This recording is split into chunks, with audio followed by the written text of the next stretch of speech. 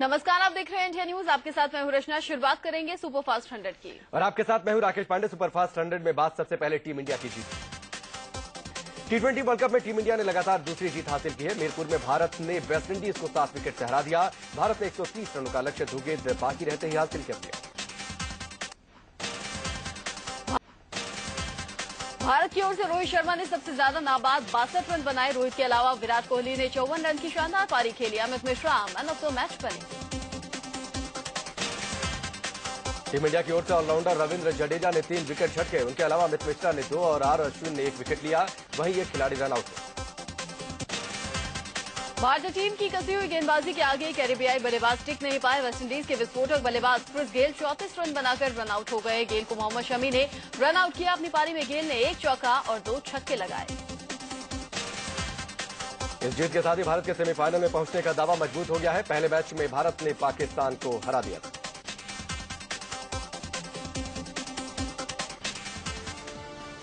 और इस वक्त की बड़ी खबर, जसवंत सिंह निर्दलीय पर्चा भरेंगे, ये खबर आ रही है। और इस बीच उनसे सवाल भी किया गया पार्टी छोड़ने को लेकर, तो उन्होंने ये कहा कि वो कार्यकर्ताओं से पूछकर फैसला लेंगे।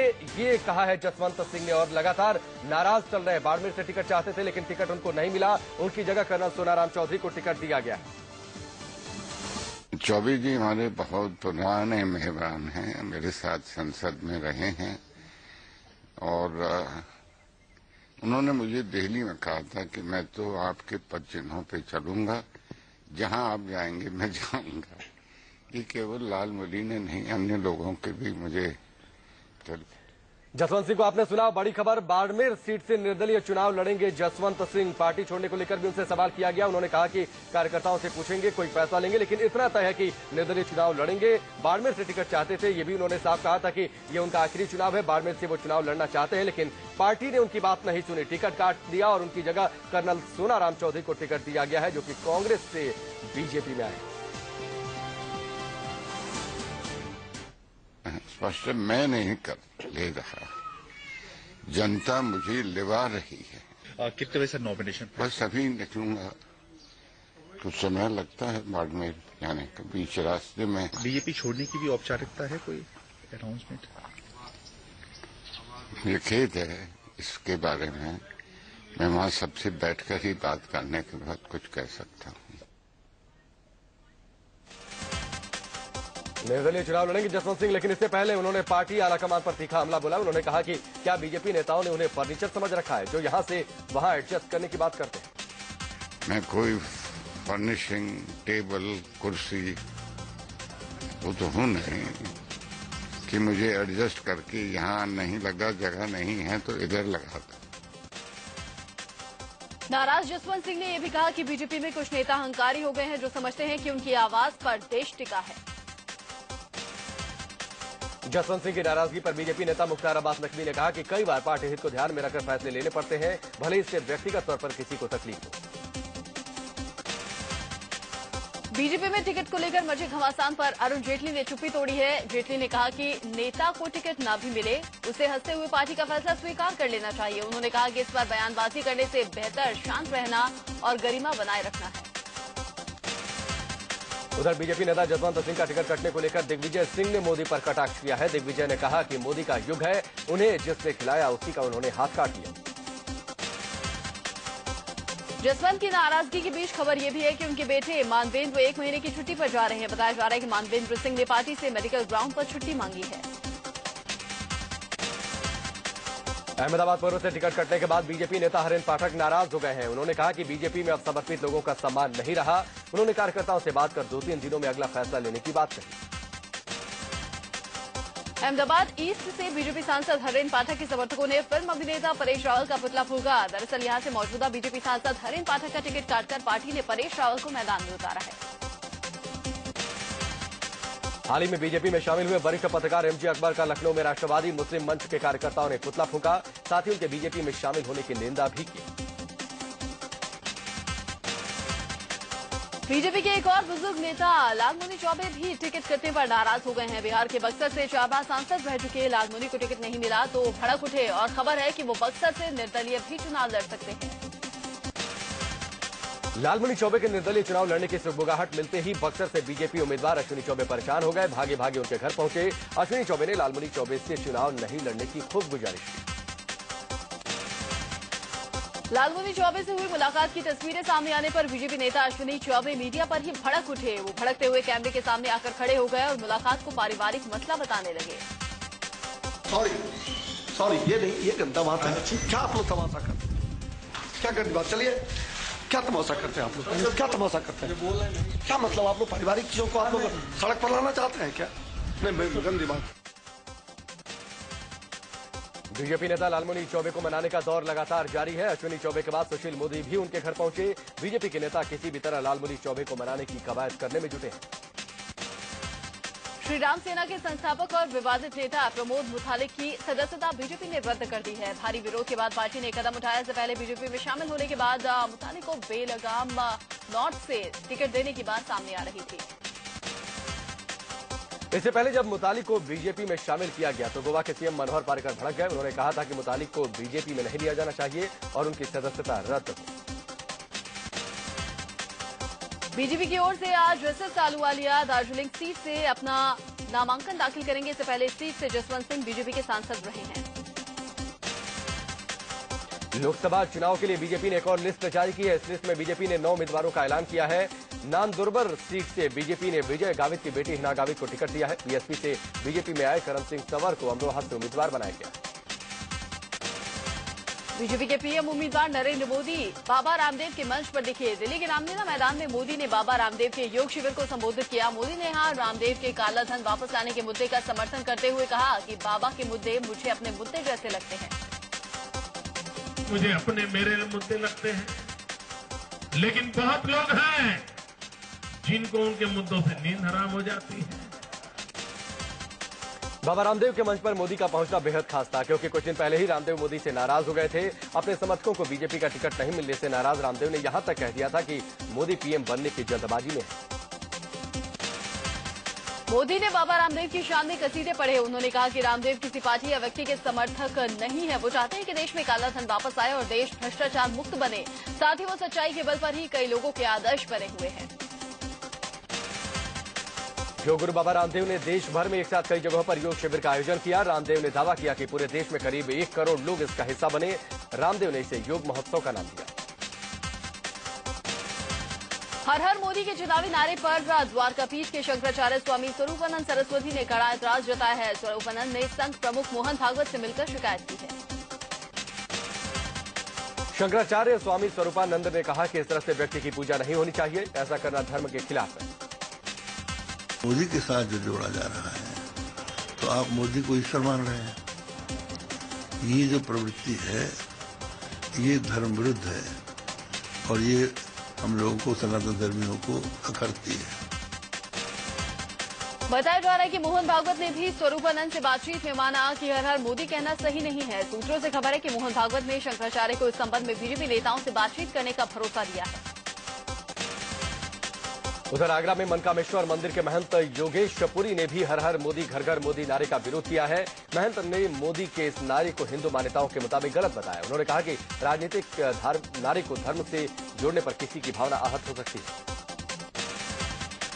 इलाहाबाद में समाजवादी पार्टी कार्यकर्ताओं ने मोदी के नारे को लेकर प्रदर्शन किया। नरेंद्र मोदी के नारे के विरोध में एसपी कार्यकर्ताओं ने थर थर मोदी डर डर मोदी के पोस्टरों के साथ नारेबाजी की। हर हर मोदी नारे को लेकर मचे घमासान पर नरेंद्र मोदी ने ट्वीट किया है। उन्होंने लिखा कि कुछ उत्साही समर्थक हर हर मोदी नारे का इस्तेमाल कर रहे हैं। मैं उनके उत्साह का सम्मान करता हूं, लेकिन उनसे गुजारिश करता हूं कि भविष्य में इस स्लोगन का इस्तेमाल न करें। हर हर मोदी नारे पर गोवा के सीएम मनोहर पार्रिकर ने सफाई दी है। उन्होंने कहा कि ये कार्यकर्ताओं का दिया गया नारा है, इसमें शिव के अपमान जैसी कोई बात नहीं है। वहीं हर हर मोदी नारे पर शंकराचार्य स्वरूपानंद सरस्वती के विरोध पर बीजेपी नेता सुशील कुमार मोदी ने उन्हें कांग्रेसी बता दिया। उन्होंने कहा कि ये नारा पेटेंट नहीं है। जम्मू कश्मीर के मुख्यमंत्री उमर अब्दुल्ला ने मोदी पर हमला बोला है। उन्होंने ट्वीट कर ऐसा बार बार कहा जाता है कि राहुल गांधी कांग्रेस के वरिष्ठ नेताओं के साथ काम नहीं कर सकते। सच्चाई यह है कि नरेंद्र मोदी ऐसे नेता हैं जिन्होंने अपनी पार्टी के वरिष्ठ नेताओं को हाशिए पर धकेल दिया है। इंडिया न्यूज के शो चुनावी नाइट में दीपक चौरसिया में बीजेपी नेता शाहनवाज हुसैन ने विरोधियों पर जमकर हमला बोला। शाहनवाज ने कहा कि मोदी को लोग बहुत गाली देते हैं, लेकिन उनको गाली भी दुआ की तरह लगती है। कि नरेंद्र भाई को बहुत से लोगों ने बहुत सी गाली दी है, जो नरेंद्र भाई को गाली भी दुआ लगती है। और उनको जो गाली जब दी गई है, कभी उनको मौत का सौदागर कहा गया, अभी तो राहुल गांधी ने हिटलर कह दिया। तो जब गाली मिली है तब वो तरक्की कर गए। चुनावी नाइट्स में शाहनवाज हुसैन ने केजरीवाल पर भी कटाक्ष किया। शाहनवाज ने कहा 4-5 कमरों के घर में रहने वाले लोग आम आदमी कहते हैं खुद को। 4-5 कमरे के घर में रहने वाला व्यक्ति अपने को आम आदमी कहता है। अरविंद केजरीवाल की बात नहीं, मैं नाम क्या लूं? अरविंद केजरीवाल बोल दीजिए ना, बोल दीजिए। जो जिसके पास कार भी चलाता है, जिसके पास बढ़िया मफलर हो, जिसके पास एक ही थान के 10 कुर्ते और शर्ट हो, एक ही थान के, एक ही थान, वो अपने आप को जो बाद में आपके प्रोग्राम के लिए चार्टर्ड से आ जाए, वो आम आदमी कहलाता है। आम आदमी पार्टी नेता अरविंद केजरीवाल अपने समर्थकों के साथ आज शिवगंगा एक्सप्रेस से वाराणसी के लिए निकलेंगे। इस दौरान केजरीवाल रास्ते में पड़ने वाले हर स्टेशन पर लोगों से मुलाकात भी करेंगे। कल आम आदमी पार्टी की वाराणसी में रैली है। वाराणसी में होने वाली इस रैली में तय होगा कि केजरीवाल मोदी के खिलाफ चुनाव लड़ेंगे या नहीं। केजरीवाल ने कहा था कि वो जनता से पूछकर फैसला करेंगे। हालांकि केजरीवाल का मोदी के खिलाफ उतरना तय माना जा रहा है। वाराणसी में होने वाली इस रैली में तय होगा कि केजरीवाल मोदी के खिलाफ चुनाव लड़ेंगे या फिर नहीं। केजरीवाल ने कहा था कि वो जनता से पूछकर निर्णय लेंगे। हालांकि केजरीवाल का मोदी के खिलाफ उतरना तय माना जा रहा है। समाजसेवी अन्ना हजारे ने शहीदी दिवस पर कभी अपने सहयोगी रहे अरविंद केजरीवाल के ऊपर निशाना साधा। फिरोजपुर में शहीद स्थल पर अन्ना ने कहा कि यहाँ केजरीवाल का नाम मत लो, ये जगह पवित्र हो जाएगी। आज आपने केजरीवाल को भी छोड़ दिया, क्या वो भ्रष्टाचार कर रहे हैं? इस पवित्र भूमि में क्यों ऐसे गंदगी बना रही है? मत लीजिए नाम ऐसे, ये पवित्र भूमि है। हरियाणा के रेवाड़ी में अरविंद केजरीवाल का जोरदार विरोध हुआ। लोगों ने काले झंडे दिखाकर उनके रोड शो का विरोध किया। रोड शो कर रहे केजरीवाल को इस सामने काले झंडे दिखाकर उनके खिलाफ नारेबाजी की गई। एक तरफ जहां रेवाड़ी में केजरीवाल का काले झंडे दिखाकर विरोध हुआ, तो वहीं दूसरी तरफ शनिवार को फरीदाबाद में भी केजरीवाल को काले झंडे दिखाए गए थे। लोगों ने उनके रवैये और कामकाज को लेकर विरोध किया। रेवाड़ी में आम आदमी पार्टी के कार्यकर्ताओं ने तिरंगे झंडे का अपमान किया। यहां शहीद भगत सिंह की प्रतिमा के नीचे झंडा जमीन पर पड़ा रहा। भगत सिंह को श्रद्धांजलि देने में मशगूल कार्यकर्ताओं ने जमीन पर पड़े झंडे की तरफ कोई ध्यान नहीं दिया। बाद में मीडिया के दखल के बाद ही झंडे को उठाया गया। आम आदमी पार्टी से नाराज लोगों के संगठन आम आदमी सेना ने दिल्ली के जंतर मंतर पर केजरीवाल के खिलाफ प्रदर्शन किया। टिकट बंटवारे पर सैकड़ों लोगों ने केजरीवाल मुर्दाबाद के नारे लगाए। बीजेपी के पीएम उम्मीदवार नरेंद्र मोदी पर हमला करने की साजिश रच रहे 4 आतंकियों को दिल्ली पुलिस ने स्पेशल सेल ने गिरफ्तार किया है। मास्टरमाइंड वकास को अजमेर रेलवे स्टेशन से पकड़ा गया। आतंकी वकास के 2 साथियों वकार और महरूफ को जयपुर के प्रताप नगर के इसी घर से पकड़ा गया। ये दोनों सेक्टर 35 के मकान नंबर 118 में रह रहे थे। चौथे आतंकी शाकिब को जोधपुर से गिरफ्तार किया गया। आतंकियों की गिरफ्तारी के बाद गृह मंत्री सुशील कुमार शिंदे ने कहा है कि नरेंद्र मोदी को डरने की जरूरत नहीं है। मोदी को जितनी सुरक्षा की जरूरत है दी गई है। 21 मार्च को बीजेपी नेताओं ने शिंदे से मिलकर मोदी की सुरक्षा बढ़ाने की मांग की थी। लोगों को कोई ऐसी थ्रेट नहीं है। हम पूरा इंतजाम किए हुए हैं। बिहार इंसिडेंट्स के बाद मोदी जी को मैंने खुद उसका अपग्रेड किया है। इंसिडेंट से मोदी को कोई डर नहीं है। इस बीच दिल्ली पुलिस ने गृह मंत्रालय से नरेंद्र मोदी की सुरक्षा बढ़ाने की जरूरत बताई है। आईबी ने गृह मंत्रालय से कहा है कि मोदी की रैलियों में 4 स्तर की सुरक्षा दी जानी चाहिए। ये भी कहा गया कि मोदी को रोड शो से बचना चाहिए। सूत्रों से खबर है कि मास्टरमाइंड वकास और उनके 3 साथियों के निशाने पर लोकसभा चुनाव भी था। ये आतंकी दिल्ली में बड़े धमाके करने वाले थे। जयपुर में 8 जगहों पर हमले की फिराक में थे। Well, any important event, including elections, could be targeted. Ajmer से पकड़ा गया मास्टरमाइंड वकास इंडियन मुजाहिदीन का खूंखार आतंकी है। 2 आतंकियों को जयपुर से और 1 आतंकी को जोधपुर से गिरफ्तार किया गया। इनके पास से हथियार और भारी मात्रा में विस्फोटक बरामद किया गया। गिरफ्त में आए इंडियन मुजाहिदीन के कुख्यात आतंकी वकास का असली नाम जियाउर रहमान है। पाक नागरिक वकास मुंबई, पुणे, हैदराबाद, जामा मस्जिद और वाराणसी ब्लास्ट में शामिल रहा है। 10 लाख का इनामी आतंकी वकास आतंकी सरगना यासीन भटकल का करीबी है। आरजेडी सुप्रीमो लालू यादव ने बिहार के औरंगाबाद में अपने विरोधियों पर जुबानी तीर छोड़े। नरेंद्र मोदी पर हमला बोलते हुए लालू ने कहा कि वो पाप धोने बनारस आए। और लालकृष्ण आडवाणी भी लालू के निशाने पर आए। आडवाणी पर बयानों के बाण चलाते हुए लालू ने कहा, हम में दम था इसलिए आडवाणी का रथ रोक दिया। लालू ने आडवाणी को रिफ्यूजी तक कह दिया। आडवाणी जी रथ को बंद करो। आप पाकिस्तान से आए हो बंटवारा के समय, आप रिफ्यूजी हो। लालू यादव 100 भाई एक महान, मां का भी दूध पिया है और भैंस का दूध पिया। आप बिहार में बताता। लालू यादव ने बिहार के मुख्यमंत्री नीतीश कुमार को भी नहीं बख्शा। लालू ने कटाक्ष करते हुए कहा कि नीतीश को अच्छा पौधा समझकर हमने रोपा, लेकिन वो बबुल का पेड़ निकला। पाटलिपुत्र संसदीय क्षेत्र से आरजेडी उम्मीदवार और पार्टी सुप्रीमो लालू प्रसाद यादव की बेटी ने इलाके में धुआंधार जनसंपर्क अभियान चलाया। उनका यहां मुकाबला आरजेडी छोड़कर बीजेपी में शामिल हुए रामकृपाल यादव से है। दिल्ली के चांदनी चौक से कांग्रेस उम्मीदवार और केंद्रीय मंत्री कपिल सिब्बल ने क्षेत्र में जनसंपर्क अभियान चलाया। सिब्बल यहां से मौजूदा सांसद है और उनका मुकाबला बीजेपी के हर्षवर्धन और आम आदमी पार्टी के आशुतोष से। एनसीपी सुप्रीमो और केंद्रीय कृषि मंत्री शरद पवार अपने विवादास्पद बयान को मजाक बता रहे हैं। पवार ने अपने समर्थकों से कहा था कि पहली बार वोट डालने के बाद उंगली पर लगी स्याही मिटाकर दोबारा वोट डालें।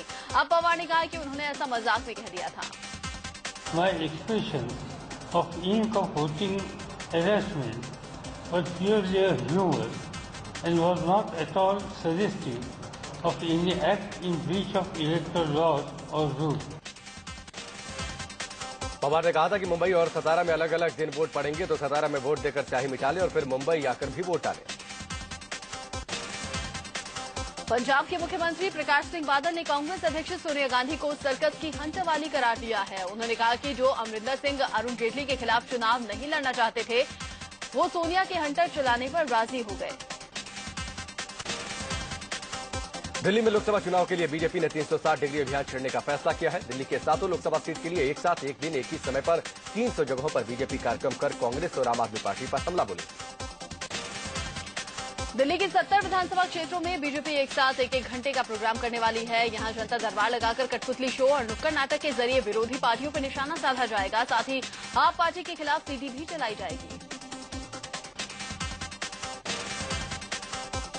अमृतसर से उम्मीदवार और बीजेपी के वरिष्ठ नेता अरुण जेटली एक कार्यक्रम में झपकी लेते हुए नजर आए। अमृतसर में जेटली स्टेज पर बैठे बैठे नींद पूरी करते हुए दिखे। हालांकि वो मीडिया के कैमरे से नहीं बच सके। विदिशा से सुषमा स्वराज के खिलाफ मैदान में उतरे दिग्विजय सिंह के भाई लक्ष्मण सिंह ने अपनी मूछें बढ़ानी शुरू कर दी हैं। लक्ष्मण सिंह ने कहा कि उन्हें किसी पंडित ने बोला है कि मूछें नहीं कटवाएंगे तो जीत मिलेगी। लोकसभा चुनाव से पहले बिहार के हाजीपुर की जनता ने नेताओं को सबक सिखाने का फैसला किया है। वार्ड नंबर 26 के लोगों ने आरोप लगाया कि जीतकर जाने के बाद नेता 5 साल में एक बार दिखते हैं। जुलूस निकालकर इन लोगों ने विरोध किया और मतदान के वक्त नोटा बटन इस्तेमाल करने की बात कही। शक्ति मिल में फोटो जर्नलिस्ट से गैंगरेप मामले में आज सजा का ऐलान होगा। इससे पहले मुंबई सेशन कोर्ट ने टेलीकॉम ऑपरेटर से गैंगरेप मामले में 4 दोषियों को उम्र कैद की सजा दी।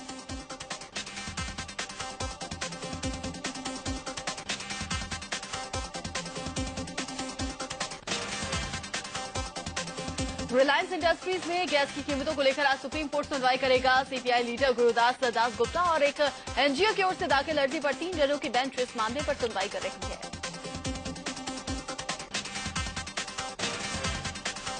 दिल्ली के पाटियाला हाउस अदालत में आज लश्कर तैयबा और इंडियन मुजाहिदीन के आतंकी अबू जिंदाल के मामले पर सुनवाई होगी। एनआईए ने अबू जिंदाल के खिलाफ चार्जशीट दाखिल की है। अबू जिंदाल पर भारत में आतंकी गतिविधि चलाने, लोगों को लश्कर और इंडियन मुजाहिदीन से जोड़ने का आरोप है। गुजरात दौरे पर पहुंचे भारत रत्न सचिन तेंदुलकर सोमनाथ मंदिर पहुंचे। सचिन ने यहां काफी देर तक दर्शन किए।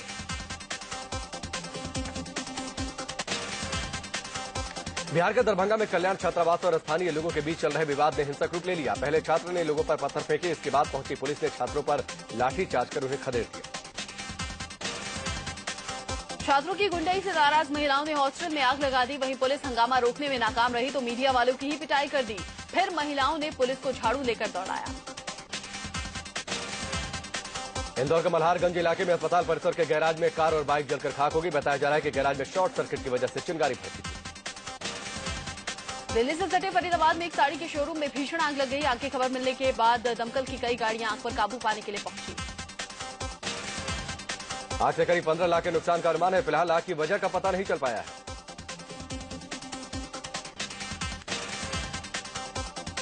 दिल्ली में बीती रात रुक रुक कर बारिश होती रही। बारिश की वजह से राजधानी में पारा और गिर गया।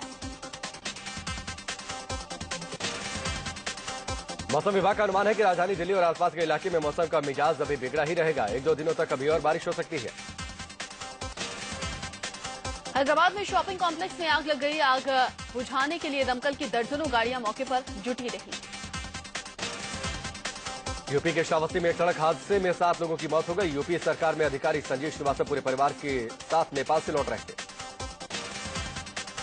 आगरा के एक प्राइवेट अस्पताल में मरीज की मौत के बाद जमकर हंगामा हुआ। शुभाराम नाम के शख्स को 3 दिन पहले अस्पताल में भर्ती करवाया गया था। घर वालों का आरोप है कि लापरवाही से मरीज की जान गई। ठाणे में एक शख्स ने अपने 10 साल के बेटे की पीट कर हत्या कर दी। मुरादाबाद में 40 साल की एक महिला की लाश कई टुकड़ों में मिलने से हड़कंप मच गया। राजस्थान के झालावाड़ में पिता और बेटी का रिश्ता शर्मसार हुआ। पुलिस ने ऐसे शख्स को गिरफ्तार किया जो कई साल से अपनी बेटी का रेप कर रहा था। गोरखपुर में पुलिस ने एक ऐसे अय्याश डॉक्टर को गिरफ्तार किया है जो कई लड़कियों और नर्सों का रेप कर चुका है।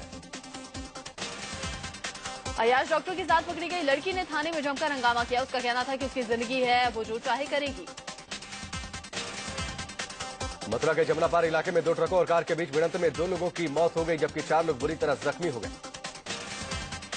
दिल्ली में एक शख्स ने खुद को मिजोरम का डीआईजी बताकर एक लड़की से शादी के नाम पर 25 लाख रुपए ठग लिए। झारखंड के खूंटी जिले के मरांग टेक गांव में नक्सलियों ने जमकर उत्पात मचाया। अंधाधुंध फायरिंग कर 2 लोगों को बुरी तरह से जख्मी कर दिया। मैकडॉनल्ड आज दूसरा नेशनल ब्रेकफास्ट डे मना रहा है। इस मौके पर मैकडॉनल्ड की तरफ से वेस्ट और साउथ इंडियन आउटलेट्स पर 50,000 मैकमफिन फ्री दिए जाएंगे। मेट्रो कोच अब आप बुक कराकर सफर कर सकते हैं। डीएमआरसी की पॉलिसी के तहत आपको इसके लिए 30 से 50,000 रुपए खर्च करने पड़ेंगे। गोवा में फोक सॉन्ग और फोक डांस का उत्सव सिग्मो की धूम मची हुई है। 15 दिन तक चलने वाले इस उत्सव में कई तरह के कॉम्पिटिशन कराए जाते हैं। आज विश्व तपेदिक दिवस है। 24 मार्च को मनाए जाने वाले टीबी दिवस यानी कि तपेदिक दिवस पर इस रोग के बारे में लोगों को जागरूक किया जाता है। अमेरिका में हुए भयानक भूस्खलन में मौत का आंकड़ा बढ़ता ही जा रहा है। रविवार को एक और लाश मिली। मरने वालों की तादाद अब 4 पहुंच गई है। यूक्रेन का संकट और बढ़ सकता है। क्रीमिया के एक नेता ने यूक्रेन में रहने वाले रूसी लोगों से कहा है कि यूक्रेन के खिलाफ विद्रोह करें। तुर्की ने अपनी वायु सीमा में घुसपैठ कर रहे सीरिया के सैनिक विमान को मार गिराया है। फ्रांस ने मलेशियाई विमान के संभावित मलबे की सैटेलाइट तस्वीरें मलेशिया की सरकार को भेजी है। तस्वीरों में दक्षिण हिंद महासागर में मलबे जैसा कुछ नजर आ रहा है। फारूक शेख की आखिरी फिल्म क्लब 60 के स्पेशल प्रीमियर में फिल्म स्टार इमरान खान समेत कई सितारों ने शिरकत की। अपनी आने वाली फिल्म भूतनाथ रिटर्न्स के लिए अमिताभ बच्चन प्रचार में जुटे हुए हैं। मुंबई में फिल्म को लेकर उन्होंने मीडिया से बात की। और साजिद खान की आने वाली फिल्म हम शक्ल का फर्स्ट लुक जारी हो गया है। फिल्म में सैफ अली खान, रितेश देशमुख और राम कपूर ट्रिपल रोल में नजर आएंगे।